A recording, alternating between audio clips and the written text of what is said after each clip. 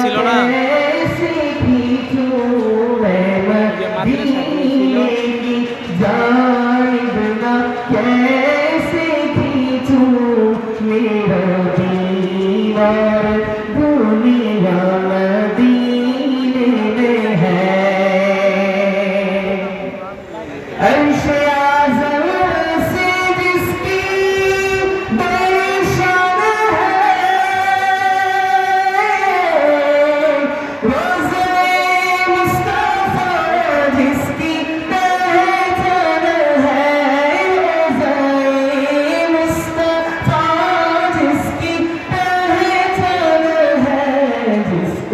हम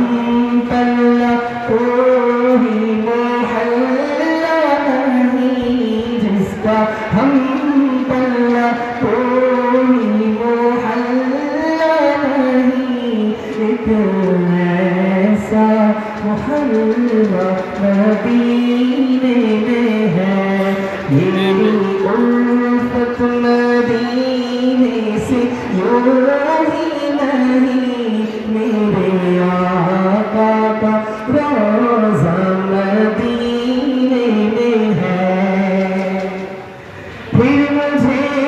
मौत का कोई खतरा न हो मौत का जिंदगी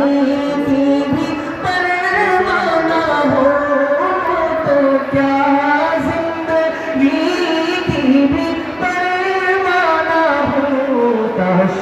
सरकार एक बार मुझसे कहे अब तेरा मरना